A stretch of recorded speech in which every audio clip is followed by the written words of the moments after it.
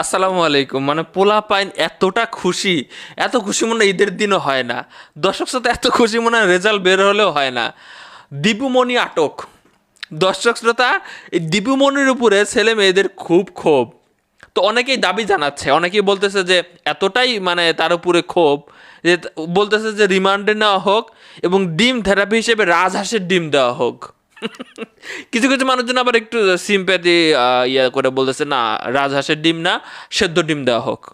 কি রে ভাই, মানে শিক্ষার্থীরা অনেক খুশি যে তাকে আটক করা হয়েছে। আসলে ওনাকে ধরা হয় যে বাংলাদেশের যে শিক্ষার ব্যবস্থার যে ধ্বংসের দ্বারপ্রান্তে নিয়ে গেছে, ওনাকেই মেইন ধরা হয়, তাই না? ওনাকেই দেখলাম যে একদম কড়া দোষারোপ করতেছে। দর্শক শ্রোতা, আপনারা কিন্তু দেখেছেন শেষ পর্যায়ে এসে কিন্তু তাকে শিক্ষামন্ত্রী থেকে অন্য জায়গায় সরায় দেওয়া হয়েছে, সমাজ কল্যাণ মন্ত্রণালয় দেওয়া হয়েছিল। আপনাদের শিক্ষামন্ত্রী কিন্তু পরিবর্তন করা হয়েছিল, দেওয়া হয়েছিল কারে? মহিবুল হাসান রে।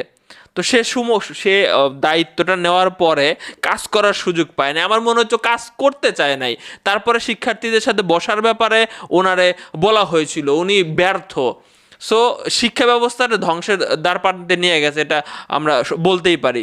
সো অনেকেই আসলে আগের শিক্ষা ব্যবস্থাটা চায়, কারা কারা চান কমেন্ট বক্সে লিখবেন। অনেকে আবার দাবি জানাচ্ছে যে রিমান্ডে নিয়ে যাওয়া হোক, 1.5 ঘন্টায় 7টা সৃজনশীল প্রশ্ন তাদের লিখতে দেওয়া হবে। দর্শক শ্রোতা, এবার আসেন একটু একটু গুরুত্বপূর্ণ আলোচনা করি আসলে প্রকৃতপক্ষে কেন তারে আটক করা হলো। দেখেন, গোয়েন্দারা একদম পিছে লেগে গেছে। বাংলাদেশের কোথায় কোন জায়গায় কি হয়েছে না হয়েছে ওরা কিন্তু খুঁজে বাই করতেছে। তো গোয়েন্দারাই কিন্তু দীপু মনিরে খুঁজে বাই করছে। দেখেন, একজন মন্ত্রী, কত কোটি কোটি টাকার মালিক, সো তার এখন ডিবি কার্যালয়ে তার একটি ঘরে রয়েছে। এখন তাকে কেন আটক করা হয়েছে? তার বিরুদ্ধে মামলা হয়েছে ভাই।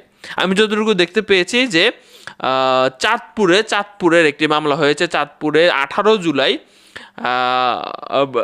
বিএনপির একজন মানে ইয়াকে, সো তার বাসায় গিয়ে একটু ভাঙচুর হয় বা বিভিন্ন রকম ঘটনা ঘটে। তো সেইখানে তাকে ইয়ে করে, সো মামলা করা হয় লুটপাট বা ভাঙচুরের আসামি করে। প্রায় 500 জনের নামে কিন্তু মামলা হয়। সো এখন দেখেন, এই যে এত চুরি চামারি করেছে, আমি পলকের কথা শুনলাম।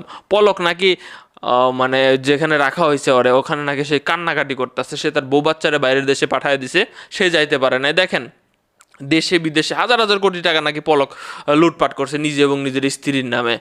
সো ওই লোকটার আমি অনেক ভালো মনে করেছিলাম। পরবর্তীতে মনে করছিলাম যে হয়তো জোর জবরদস্তি করে সরকারের ইয়ার কারণে ইন্টারনেটগুলো বেচারা খালি বন্ধ করে দিত। এছাড়া তো পলকের বিরুদ্ধে আপনাদের কমপ্লেন ছিল না, তাই না?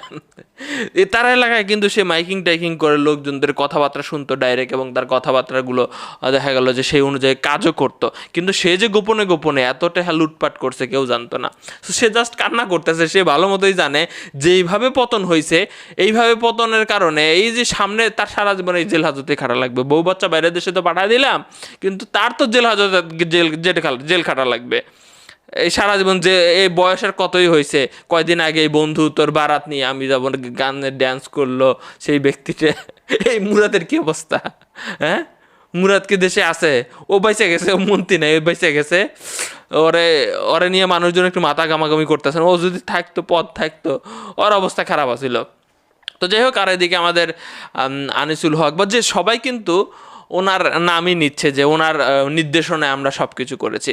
তো এটা আসলে আস্তে আস্তে সবাই ধরা পড়বে এবং সবার যাতে দৃষ্টান্তমূলক সাজা হয়, এবং আস্তে আস্তে একদম আপনারা দেখেছেন হাজার হাজার কোটি টাকার ব্যাপার আসতেছে, লোপাটের ব্যাপারগুলো চলে আসতেছে আস্তে আস্তে। এরা দেশটাতে কতটা লুটে পুটে খাইছে আস্তে আস্তে কিন্তু আমরা বুঝতে পারতেছি। এখনও যদি আপনি ভাই সাফাই গান আস্তে আস্তে বের হচ্ছে এত কিছু, তাহলে আর কিছু বলার নাই ভাই আমার। তো ভালো থাকবেন। তো খুশি হয়েছেন কে কে? দীপু মনে আটক হয় কমেন্ট বক্সে লিখবেন।